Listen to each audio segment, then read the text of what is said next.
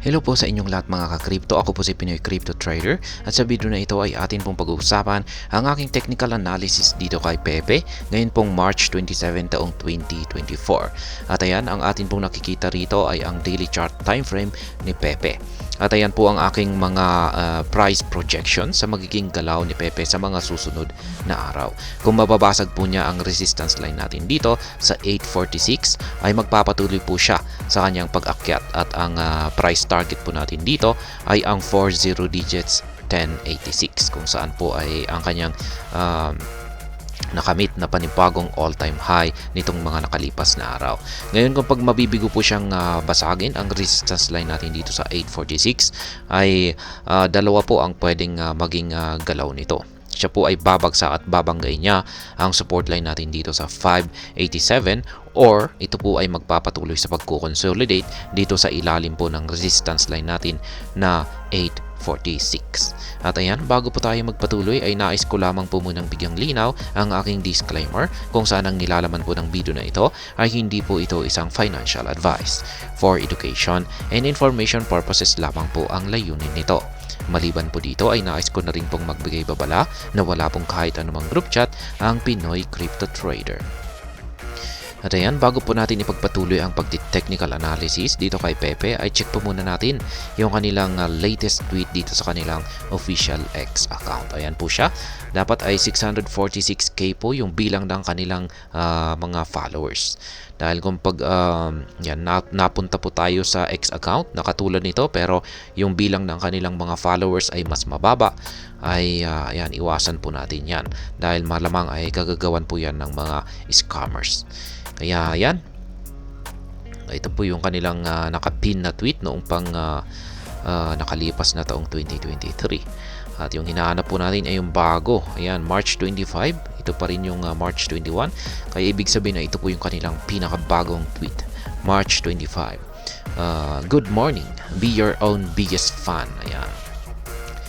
At nakikita natin dito ay yan, isa pong GIF na yung pag sinabi po natin GIF, ito po yung mga images na gumagalaw.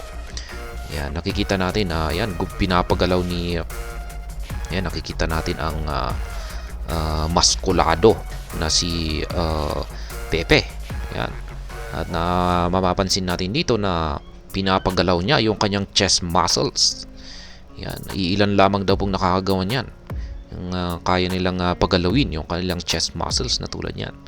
Ngayon ay siguro ay nagbibigay po sila ng isang cryptic message po siguro ito sa lahat ng mga Pepe enthusiast na malamang ay ayan, may nabubuong strength. Yan, kasi nagpapakita po kasi siya ng ganito. Muscles ay meron po itong kaugnayan sa strength or lakas.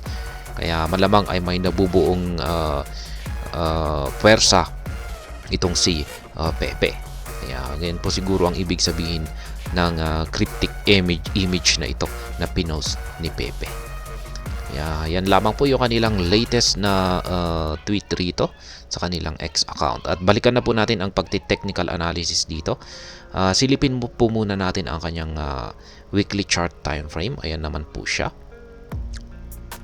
Ilagay po pala natin yung kanyang pinakamataas na nakamit na ito po yung kanyang panibagong all-time high na presyo.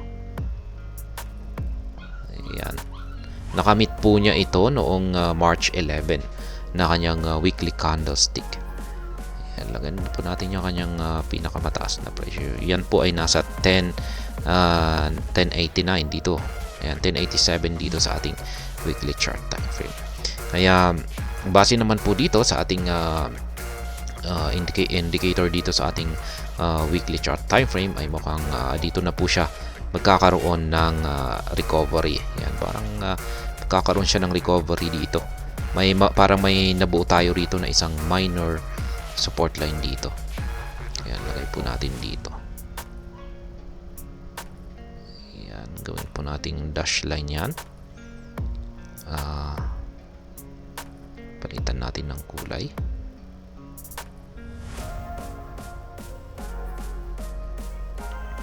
Ayan, parang nagsisilbing support line po ito. Minor support line lamang po ito dito sa ating weekly chart time frame.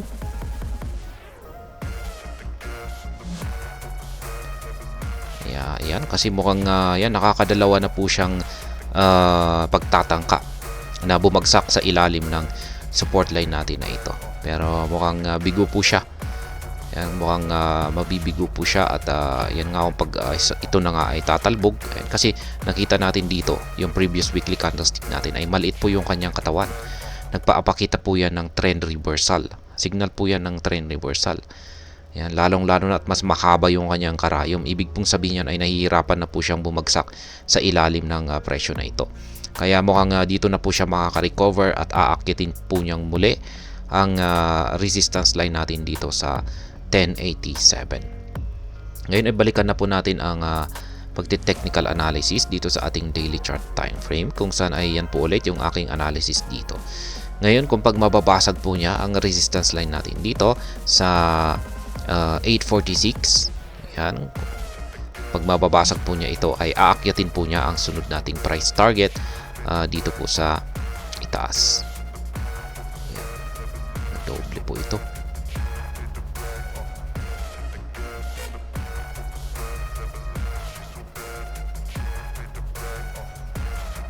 Ayan.